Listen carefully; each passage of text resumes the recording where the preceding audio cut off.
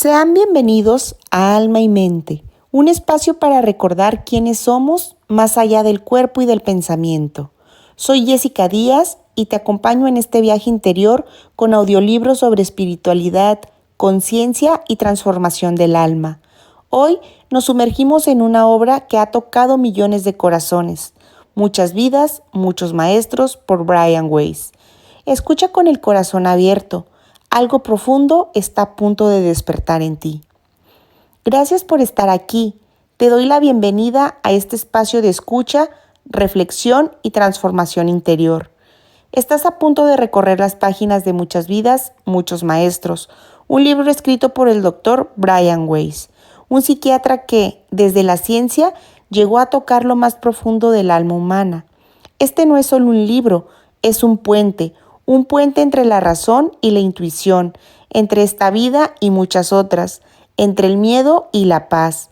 Mientras escuchas, te invito a mantener tu corazón abierto. Tal vez reconozcas parte de ti en esta historia. Tal vez algo se despierte en tu memoria. O tal vez simplemente descanses en la posibilidad de que la vida es mucho más de lo que podemos ver. Si en algún momento sientes una emoción, respírala. Si algo resuena, escúchalo. Y si algo no, siéntete libre de dejarlo pasar. Aquí no hay verdades impuestas, solo almas caminando juntas hacia una mayor comprensión. Gracias por permitir que mi voz acompañe este viaje. Gracias por permitirte escucharlo. Y gracias por recordar que la sabiduría más profunda ya habita dentro de ti. Empecemos. A Caroline, mi esposa, cuyo amor me ha nutrido y sustentado por más tiempo del que puedo recordar. Estamos juntos hasta el fin de los tiempos. Prefacio. Sé que hay un motivo para todo. Tal vez en el momento en el que se produce un hecho no contamos con la penetración psicológica ni la previsión necesaria para comprender las razones, pero con tiempo y paciencia saldrán a la luz. Así ocurrió con Catherine. La conocí en 1980, cuando ella tenía 27 años. Vino a mi consultorio buscando ayuda para su ansiedad, sus fobias, sus ataques de pánico. Aunque estos síntomas la acompañaban desde la niñez, en el pasado reciente habían empeorado mucho. Día a día se encontraba más paralizada emocionalmente, menos capaz de funcionar. Estaba aterrorizada y, comprensiblemente, deprimida. En contraste con el caos de su vida en esos momentos, mi existencia fluía con serenidad. Tenía un matrimonio feliz y estable, 2 hijos pequeños y una carrera floreciente. Desde el principio mismo, mi vida pareció seguir siempre un camino recto. Crecí en un hogar con amor y el éxito académico se presentó con facilidad. Apenas ingresado en la facultad, había tomado ya la decisión de ser psiquiatra. Me gradué en la Universidad de Columbia en Nueva York en 1966 con todos los honores. Proseguí mis estudios en la Escuela de Medicina en la Universidad de Yale, donde recibí mi diploma de médico en 1970. Después de un internado en el Centro Médico de la Universidad de Nueva York, volví a Yale para completar mi residencia como psiquiatra. Al terminarla, acepté un cargo en la Universidad de Pittsburgh. 2 años después me incorporé a la Universidad de Miami para dirigir el departamento psicofarmacológico. Ahí logré un renombre nacional en los campos de psiquiatría biológica y el abuso de las drogas. Tras 4 años, fui ascendido al rango de profesor asociado de psiquiatría y designado jefe de la misma materia en un gran hospital de Miami, afiliado a la universidad. Por entonces ya había publicado 37 artículos científicos y estudios de mi especialidad. Los años de estudio disciplinado habían adiestrado mi mente para pensar como médico y científico, moldeándome en los senderos estrechos del conservadurismo profesional. Desconfiaba de todo aquello que no se pudiera mostrar según métodos científicos tradicionales. Tenía noticias de varios estudios de parapsicología que se estaban realizando en universidades importantes de todo el país, pero no me llamaban la atención. Todos esos me parecían descabellados en demasía. Entonces conocí a Catherine. Durante 18 meses utilicé el método terapéutico tradicional para ayudarla a superar sus síntomas. Cuando nada parecía causar efecto, intenté la hipnosis. En una serie de estados de trance, Catherine recuperó recuerdos de vidas pasadas, que resultaron ser los factores causantes de sus síntomas. También actuó como conducto para la información procedente de entes espirituales altamente evolucionados y a través de ellos reveló muchos secretos de la vida y de la muerte. En pocos y breves meses sus síntomas desaparecieron y reanudó su vida más feliz y en paz que nunca. En mis estudios no había nada que me hubiera preparado para algo así. Cuando estos hechos sucedieron, me sentí absolutamente asombrado. No tengo explicaciones científicas de lo que ocurrió. En la mente humana hay demasiadas cosas que están más allá de nuestra comprensión.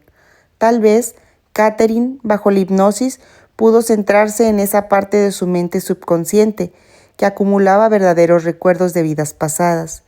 Tal vez utilizó aquello que el psicoanalista Carl Jung denominó inconsciente colectivo, la fuente de la energía que nos rodea y contiene los recuerdos de toda la raza humana. Los científicos comenzaban a buscar estas respuestas. Nosotros como sociedad podemos beneficiarnos mucho con la investigación de los misterios que encierra el alma, la mente, la continuación de la vida después de la muerte y la influencia de nuestras experiencias en vidas anteriores sobre nuestra conducta actual. Obviamente, las ramificaciones son ilimitadas, sobre todo en los campos de la medicina, la psiquiatría, la teología y la filosofía. Sin embargo, la investigación científica rigurosa de estos temas están todavía en mantillas. Si bien se están dando grandes pasos para descubrir esta información, el proceso es lento y encuentra mucha resistencia tanto por la parte de los científicos como de los legos. A lo largo de la historia, la humanidad siempre ha resistido al cambio y a la aceptación de ideas nuevas. Los textos históricos están llenos de ejemplos. Cuando Galileo descubrió las lunas de Júpiter, los astrónomos de su época se negaron a aceptar su existencia e incluso a mirar esos satélites, pues estaban en conflicto con las creencias aceptadas. Así ocurrió ahora entre los psiquiatras y otros terapeutas, que se niegan a examinar y evaluar las considerables pruebas reanudadas acerca de la supervivencia tras la muerte. Una muerte física y sobre todo los recuerdos de las vidas pasadas. Mantienen los ojos bien cerrados. Este libro es mi pequeña contribución a la investigación en el campo de la parapsicología, sobre todo en la rama que se refiere a nuestras experiencias antes del nacimiento y después de la muerte. Cada palabra de lo que aquí se va a contar es cierta. No he agregado nada y solo he eliminado las partes repetitivas. He alterado ligeramente la identidad de Catherine para respetar su intimidad. Me llevó 4 años decidirme a escribir sobre lo ocurrido, 4 años para reunir valor y aceptar el riesgo profesional de revelar esta información nada ortodoxa. De pronto, una noche mientras me duchaba, me sentí impelido a poner esta experiencia por escrito. Tenía la fuerte sensación de que era el momento correcto, de que no debía retener la información por más tiempo. Las lecciones que había aprendido estaban destinadas también a otros. No me habían sido dadas para que las mantuviera en secreto. El conocimiento había llegado por medio de Catherine y ahora debería de pasar a través de mí. Comprendí que, de cuantas consecuencias pudiera sufrir, ninguna sería tan devastadora como no compartir el conocimiento adquirido sobre la inmortalidad y el verdadero sentido de la vida. Salí a toda carrera del baño y me senté ante mi escritorio, con el montón de cintas grabadas durante mis sesiones con Catherine. En las horas de la madrugada pensé en mi viejo abuelo húngaro, que había muerto durante mi adolescencia. Cada vez que yo confesaba tener miedo de correr un riesgo, él me alentaba amorosamente repitiendo su expresión favorita en nuestro idioma. «¿Qué diablos?», decía con su acento extranjero. «¿Qué diablos?». Capítulo 1. Cuando vi a Catherine por primera vez, ella lució un vestido de color carmesí intenso y hojeaba nerviosamente una revista en mi sala de espera. Era evidente que estaba sofocada. Había pasado los 20 minutos anteriores paseándose por el pasillo, frente a los consultorios del departamento de psiquiatría, tratando de convencerse de que debía asistir a su entrevista conmigo en vez de echarse a correr. Fui a la sala de espera para saludarla y nos estrechamos la mano. Noté que las suyas estaban frías y húmedas, lo cual confirmaba su ansiedad. En realidad, había tenido que reunir valor durante 2 meses para pedir esa cita conmigo. Pese a que 2 médicos del personal, hombres en quienes ella confiaba, le habían aconsejado insistentemente que me pidiera ayuda, finalmente ahí estaba. Catherine es una mujer extraordinariamente atractiva, de ojos color avellana y pelo rubio, medianamente largo. Por esa época trabajaba como técnica de laboratorio en el hospital donde yo era jefe de psiquiatría. También se ganaba un sueldo como modelo de trajes de baño. La hice pasar a mi consultorio y la conduje hasta un gran sillón de cuero que había detrás del diván. Nos sentamos frente a frente, separados por mi escritorio. Catherine se reclinó en su sillón, callada, sin saber por dónde comenzar. Yo esperaba, pues prefería que fuera ella misma quien eligiera el tema inicial. No obstante, al cabo de algunos minutos, empecé a preguntarle por su pasado. En esa primera visita comenzamos a desentrañar quién era ella y por qué acudía a verme. En respuesta a mis preguntas, Catherine reveló la historia de su vida. Era la segunda de 3 hijos, criada en el seno de una familia católica conservadora, en una pequeña ciudad en Massachusetts. Su hermano, 3 años mayor que ella, era muy atlético y disfrutaba de una libertad que a ella nunca se le permitió. La hermana menor era la favorita de ambos padres. Cuando empezamos a hablar de sus síntomas, se puso notablemente más tensa y nerviosa. Comenzó a hablar más deprisa y se inclinó hacia adelante, con los codos apoyados en la mesa. Su vida siempre había estado repleta de miedos. Tenía miedo del agua, tenía tanto miedo a asfixiarse que no podía tragar píldoras. También la asustaban los aviones y la oscuridad. La aterrorizaba la idea de morir. En los últimos tiempos, esos mismos miedos habían comenzado a empeorar.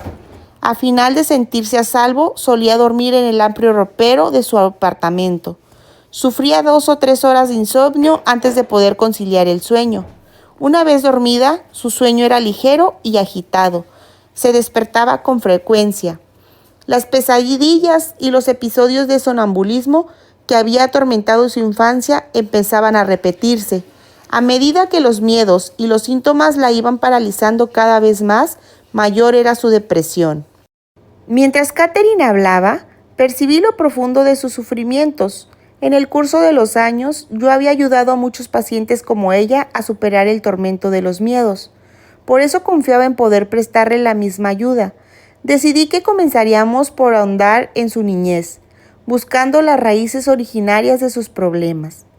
Por lo común, este tipo de indagación ayuda a aliviar la ansiedad en caso de necesidad y si ella lograba tragar píldoras, le ofrecería alguna medicación suave contra la ansiedad para que estuviera más cómoda.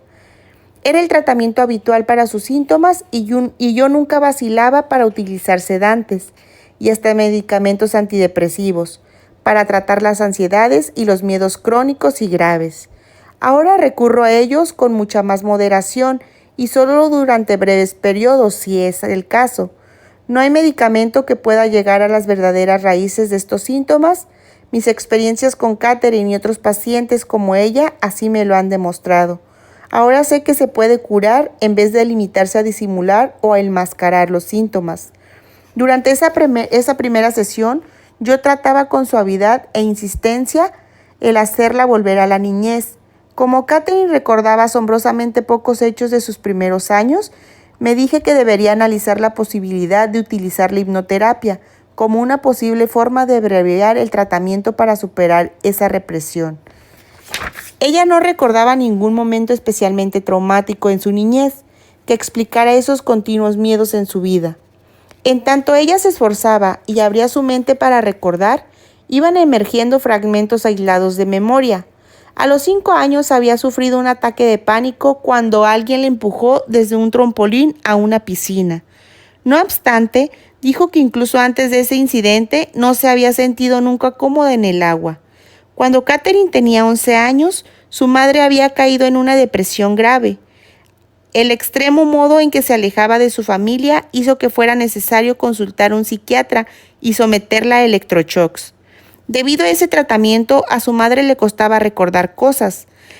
La experiencia asustó a Katherine, pero aseguraba que, cuando su madre mejoró y volvió a ser como siempre, esos miedos se disiparon. Su padre tenía un largo historial de excesos alcohólicos. A veces el hijo mayor tenía que ir al bar del barrio para recogerlo. El creciente consumo de alcohol lo llevaba a reñir frecuentemente con la madre de Katherine, quien entonces se volvería retraída y malhumorada. Sin embargo, la muchacha consideraba eso como un patrón familiar aceptado. Fuera de casa todo iba mejor. En la escuela secundaria salía con los muchachos y mantenía un trato fácil con sus amigos, a la mayoría de los cuales conocía desde varios años atrás. Sin embargo, le resultaba difícil confiar en la gente, sobre todo en quienes no formaban parte del reducido círculo de sus amistades. En cuanto a la religión, para ella era simple y no se planteaba dudas. Se le había enseñado a creer en una ideología y en las prácticas católicas tradicionales, sin que ella siquiera pudiera realmente decidir o poner tela de juicio sobre la verdad y validez de su credo. Estaba segura de que, si era buena católica y vivía como era debido, respetando la fe y sus ritos, sería recompensada con el paraíso. Si no, sufriría el purgatorio o el infierno. Un Dios patriarcal y su hijo se encargaban de esas decisiones definitivas. Más tarde descubrí que Katherine no creía en la reencarnación. De hecho, sabía muy poco de ese concepto, aunque había leído algo sobre los hindús. La idea de la reencarnación era contraria a su educación y su comprensión. Nunca había leído sobre temas metafísicos u ocultistas porque no le interesaban en absoluto. Estaba segura de sus creencias. Terminada la escuela secundaria, Katherine cursó 2 años de estudios técnicos que la capacitaron como técnica de laboratorio. Contando con una profesión y alentada por la mudanza de su hermano a Tampa, Katherine consiguió un puesto en Miami, en un gran hospital asociado con la Universidad de Miami, ciudad a la que se trasladó en la primavera de 1974, a la edad de 21 años. La vida de Katherine en su pequeña ciudad había sido más fácil que la que tuvo que llevar en Miami. Sin embargo, le alegraba haber escapado de sus problemas familiares. Durante el primer año que pasó ahí, conoció a Stuart, un hombre casado, judío y con 2 hijos, diferente en todo de los hombres con quienes había salido. Era un médico de éxito, fuerte y emprendedor. Entre ellos había una atracción irresistible, pero las relaciones resultaban inestables y tempestuosas. Había algo en él que despertaba las pasiones de Katherine, como si le hechizara. Por la época en la que ella inició la terapia, su relación con Stuart iba por el 6º año y aún conservaba todo su vigor. Aunque no marchaba bien, Katherine no podía resistirse a él, aunque la trataba mal y le enfurecía con sus mentiras, sus manipulaciones y sus promesas rotas. Varios meses antes de su entrevista conmigo, Katherine había sufrido una operación quirúrgica de las cuerdas vocales, afectadas por un nódulo benigno, y estaba ansiosa antes de la operación, pero al despertar en la sala de recuperación se mostraba absolutamente aterrorizada. El personal de enfermería se esforzó horas enteras por calmarla. Después de reponerse en el hospital, buscó al doctor Edward. Edward era un bondadoso pediatra a quien Katherine había conocido mientras trabajaba en el hospital. Entre ambos surgió un entendimiento instantáneo que se fue convirtiendo en una estrecha amistad. Katherine habló francamente con Edward, le contó sus temores, su relación con Stuart y su sensación de estar perdiendo el control de su vida. Él insistió en que pidiera una entrevista conmigo, personalmente, no con algunos de mis asociados. Cuando Edward me llamó para ponerme al tanto de eso, agregó que, por algún motivo, le parecía que solo yo podía comprender la verdad a Katherine. Aunque los otros psiquiatras también tenían una excelente preparación y eran terapeutas capacitados, sin embargo, Katherine no me llamó. Pasaron 8 semanas. Como mi trabajo como jefe del departamento de psiquiatría me absorbe mucho, olvidé la llamada de Edward. Los miedos y las fobias de Katherine empeoraban. El doctor Frank, jefe de cirugía, la conocía específicamente desde hacía años y solía bromear con ella cuando visitaba el laboratorio donde trabajaba. Él había notado su desdicha en los últimos tiempos y percibió su tensión. Aunque había querido decirle algo en varias oportunidades, vacilaba.